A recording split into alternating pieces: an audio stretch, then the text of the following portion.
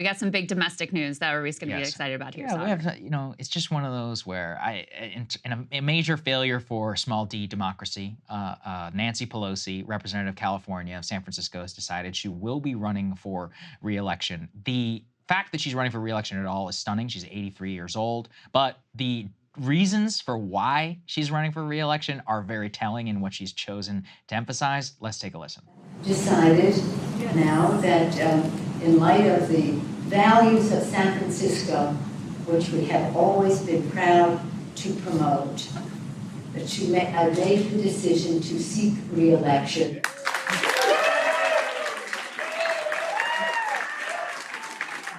I think it's important for me to use my knowledge of the Congress, my knowledge of the city, my concern about the country for the benefit of my constituents. So it was really more about responsibility. Did you ever think about not running? Well, you always do. I mean, for 36 years I've thought about not running.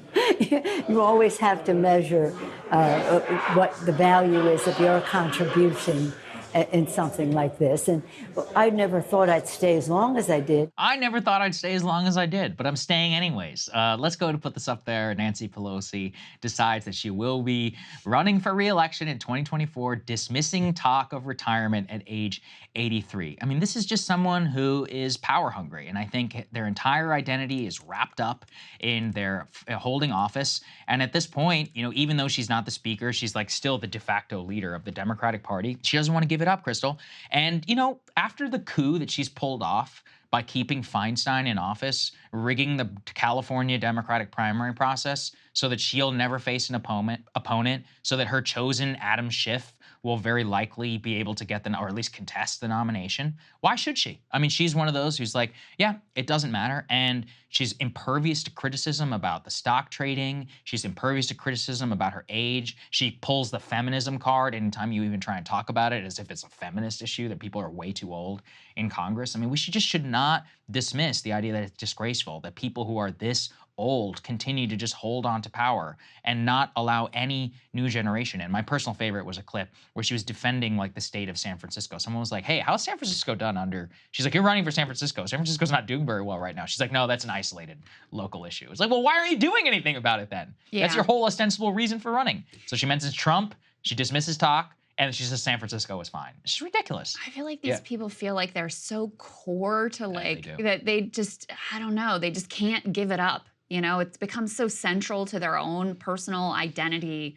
They love the power. They love the spectacle and the yes men and women around them. And they just never let go of their grasping grip on whatever power they have. And, this is consequential. Obviously, it's consequential for people who live in her district. But obviously, Nancy Pelosi is much more than just one member of Congress representing one district. She is a national figure.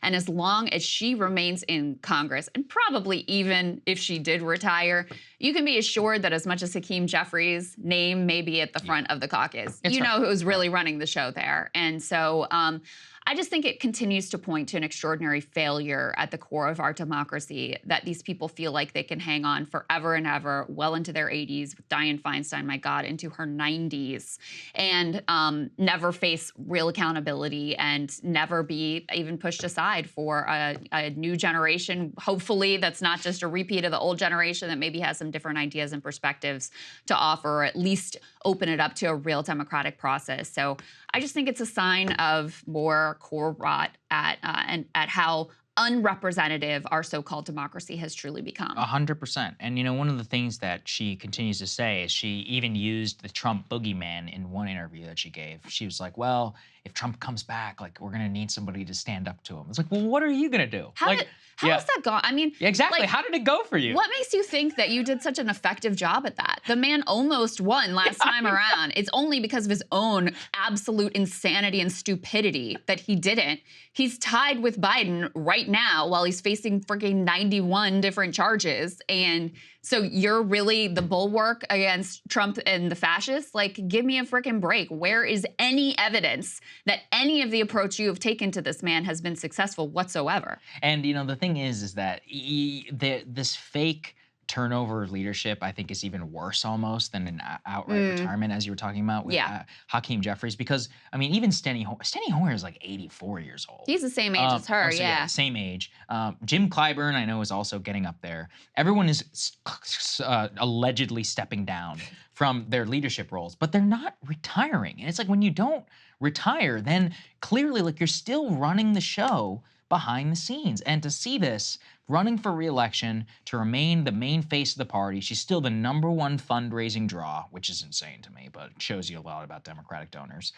And to still be pulling strings behind the scenes with Feinstein. You know, we can't emphasize enough just how much of a failure it really is. And also the inability to pass the torch and just let it, you know, who knows how it'll play out. They came from the generation, all of these people, from when actually there was a huge injection of new blood in the Democratic Party. True. They were called the Watergate babies. Yep. A lot of people were swept into the office with the disgust of the Republican Party and institutional decline after Watergate. And it's just funny because they've effectively created their own type of situation where their inability to let go of power has led to the same sort of cynicism which propelled them to office in the first place. But they never wanted to learn that lesson. They just keep droning on and on. I was talking with someone recently, and I think what they said is like, look, Congress is a great place to be old. You have a mandatory staff. You get free flights, you know, all around the country, no matter where you want to go. Everyone opens the door for you. You only work 3 days a week. You don't have to work that hard if you don't want to. Yep. People call. Everyone has to call you ma'am or sir. You'll always get, you know, priority boarding on an aircraft. You'll always get a dinner reservation. You get free booze. You get free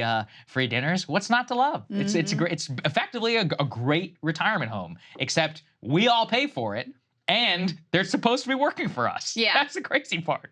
Yeah, I looked it up. You're right. Hoyer's 84. Yeah. Clyburn's 83. Pelosi's 83. This is nuts. Completely. And the president's 81. He's a spring chicken. Yeah. That's a great point.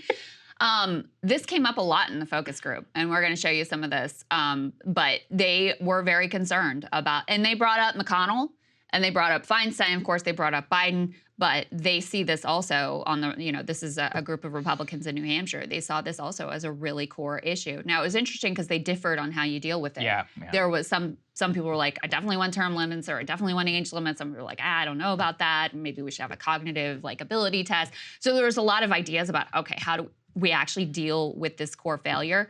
But I think there is just widespread disgust with the way that these people, whether they're Republicans or Democrats, hang on to power long after the public really wants them there. No, absolutely right. Hey guys, if you like that video, go to breakingpoints.com, become a premium subscriber, and help us build the best independent media organization on the planet. That's right. We're subscriber funded. We're building something new. We want to replace these failing mainstream media organizations. So again, to subscribe, it's breakingpoints.com.